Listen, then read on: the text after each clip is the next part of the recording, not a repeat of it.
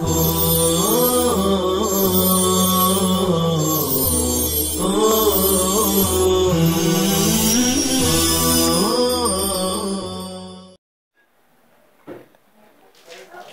للہ رب العالمین والصلاة والسلام علی سید الانبیاء والمرسلین سیدنا محمد وآلہ وصحبہ اجمعین۔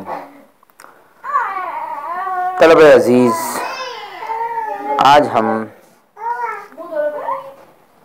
حدیث نمبر 113 سے اپنے درس کا آغاز کر رہے ہیں۔ بسم اللہ الرحمن الرحیم۔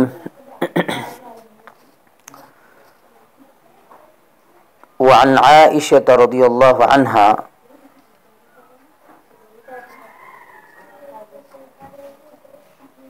قالت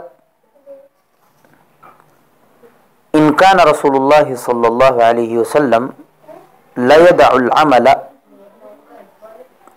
وهو يحب ان يعمل به خشية ان يعمل به الناس فيفرض عليهم۔ حضرت عائشہ رضی اللہ تعالی عنہ سے روایت ہے کہ نبی صلی اللہ علیہ وسلم بعض دفعہ ایسا نفلی عمل چھوڑ دیتے تھے جس کا کرنا آپ پسند فرماتے، صرف اس اندیشے سے کہ کہیں آپ کو دیکھ کر لوگ بھی اسے پابندی سے کرنے لگیں اور وہ ان پر فرض کر دیا جائے۔ فوائد حدیث۔ اس حدیث میں نبی صلی اللہ علیہ وسلم کی اس شفقت کا بیان ہے جو امت کے لیے آپ کے دل میں تھی، اس لیے چاہنے کے باوجود بعض دفعہ آپ نفلی عبادت و طاعت سے گریز فرماتے، پرہیز فرماتے کہ کہیں وہ امت پر فرض نہ ہو جائے اور پھر امت کے لیے اس کی ادائیگی مشکل ہو جائے۔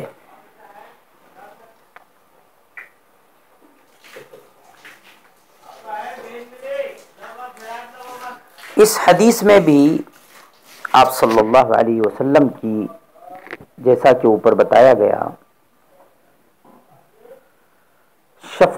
اس شفقت کا ذکر ہے جو آپ کو اپنی امت سے تھی۔ بسا اوقات آپ عمل کو صرف اس وجہ سے چھوڑ دیتے کہ کہیں میرے کرنے سے امت پر ضروری نہ ہو جائے، جیسا کہ یہ بات اوپر بھی بتائی گئی۔ پھر امتی کمزور ہونے کی وجہ سے نہ کر سکے اور مشقت میں پڑ جائیں، جیسے کہ اہل کتاب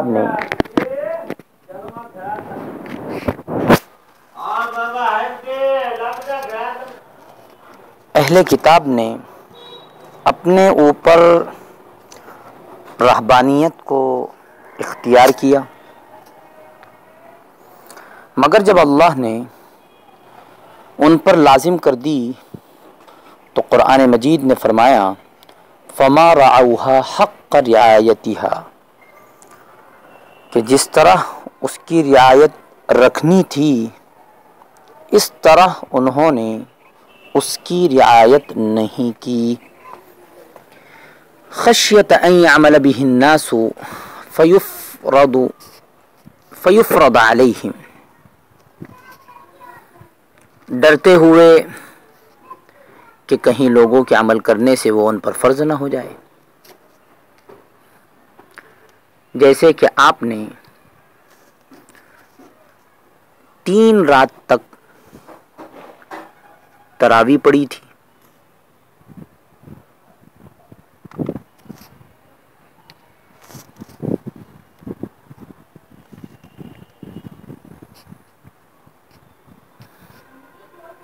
جیسے کہ آپ نے 3 رات تک تراویح پڑھائی، چوتھی رات کو بھی صحابہ رضی اللہ عنہم انتظار کر رہے تھے، تو آپ نے فرمایا ما منعنی الا خشیت ان تفرض علیکم فتعجزوا عنہا، مجھ کو منع نہیں کیا مگر صرف اس خوف نے کہ تم پر یہ فرض نہ ہو جائے اور پھر تم اس سے عاجز ہو جاؤ۔ آگے حدیث پاک کی عبارت خوانی کی جا رہی ہے۔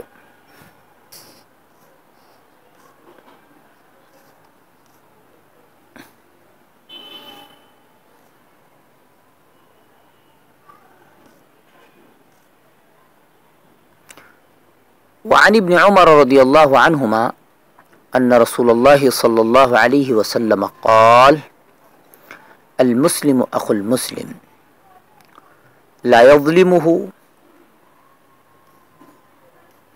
حضرت ابن عمر رضی اللہ تعالیٰ عنہ سے روایت ہے، رسول اللہ صلی اللہ علیہ وسلم نے فرمایا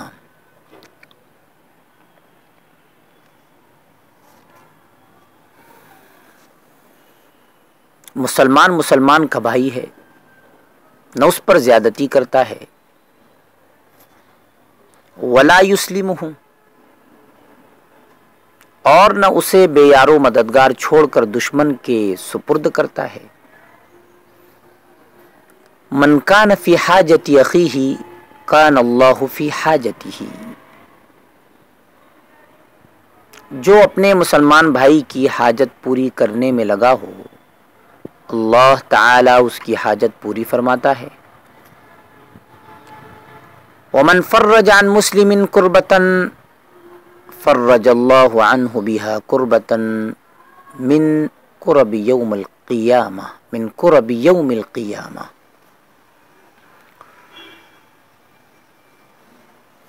جو کسی مسلمان سے کوئی پریشانی دور کرتا ہے، اللہ تعالی اس پریشانی کو دور کرنے کی وجہ سے اس کی قیامت کی پریشانیوں میں سے کوئی بڑی پریشانی دور فرما دے گا۔ ومن ستر مسلما سترہ اللہ یوم القیامہ، اور جس نے کسی مسلمان کی پردہ پوشی کی، اللہ تعالی قیامت والے دن اس کی پردہ پوشی فرمائے گا۔ یہ حدیث اس لحاظ سے بڑی اہم ہے کہ اس میں مسلمانوں کو ایک خاندان کے افراد کی طرح رہنے کی ہدایت دی گئی ہے، کہ جس طرح ایک شخص اپنے بیٹے، بھائی وغیرہ پر کوئی ظلم کرنا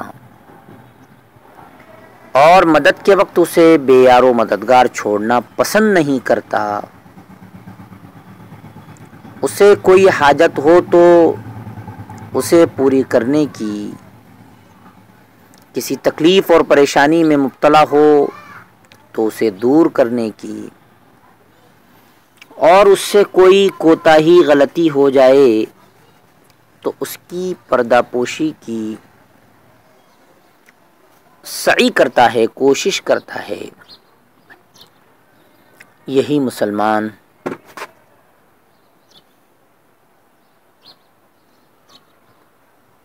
یہی معاملہ ایک مسلمان کا دوسرے مسلمان کے ساتھ ہونا چاہیے، اس سے اللہ تعالیٰ خوش ہوتا ہے اور اس کا بہترین صلہ اسے دنیا و آخرت میں عطا فرماتا ہے۔ گویا یہ اجتماعی کفالت کا ایک بہترین نظام ہے، جس پر اگر مسلمان عمل کریں تو آخرت کی بھلائی کے ساتھ ان کی دنیا بھی جنت بن سکتی ہے۔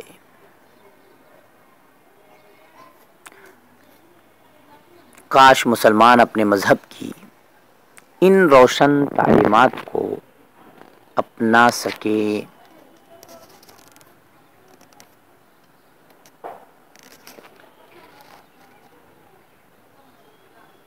اب ہم آگے والی حدیث کی عبارت خوانی کر رہے ہیں۔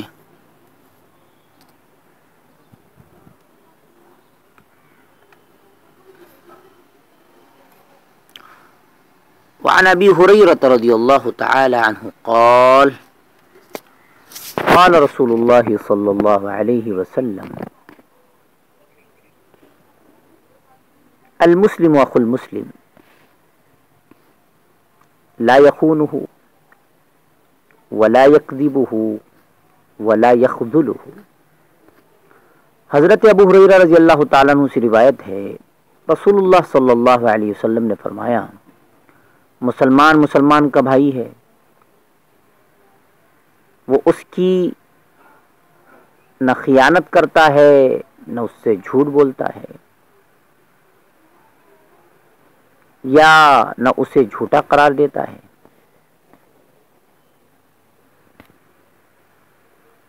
اور نہ اسے بے سہارا چھوڑتا ہے۔ کل المسلم علی المسلم حرام عرضه وماله ودمه۔ ایک مسلمان کی عزت، اس کا مال اور اس کا خون دوسرے مسلمان پر حرام ہے۔ التقوی ہا ہنا، تقوی یہاں دل میں ہے۔ بحسب امرئ من الشر ان يحقر اخاه المسلم، کسی آدمی کے برا ہونے کے لیے یہی کافی ہے کہ وہ اپنے مسلمان بھائی کو حقیر خیال کرے۔ یہ حدیث بھی اوپر والی حدیث ہی کی طرح ہے، اور اس کا مفہوم بھی اوپر والی حدیث کے مفہوم کی طرح ہے، بلکہ اس حدیث میں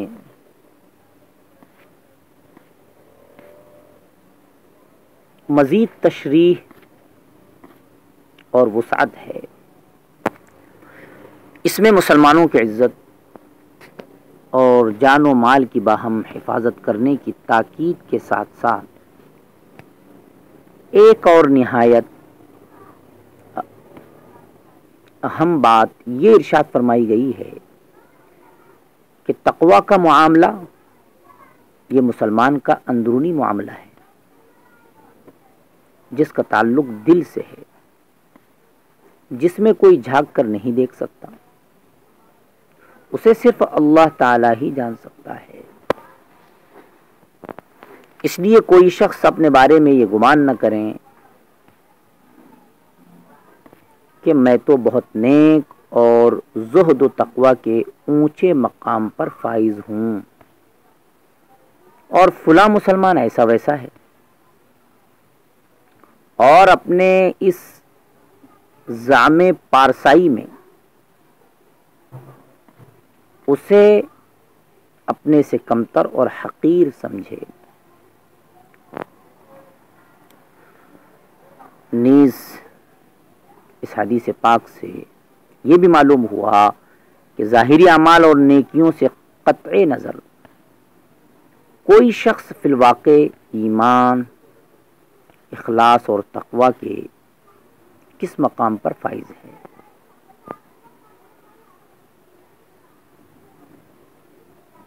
تو اس بات کا صحیح علم اللہ کے سوا نہ کسی کو ہے نہ ہو ہی سکتا ہے۔ تاہم جو فسق و فجور کے اعلانیہ مرتکب ہوں ان کی بات اور ہے، اور ان سے ان کے فسق و فجور کی وجہ سے نفرت و کراہت کا اظہار عین ایمان کا تقاضا ہے، تاہم ان کی بھی تحقیر پسندیدہ نہیں۔ گویا نفرت و کراہت اور چیز ہے اور حقیر گرداننا اور چیز ہے۔ وصلی اللہ تعالی علی خیر خلقہ سیدنا محمد وآلہ وصحبہ اجمعین برحمتک یا ارحم الراحمین.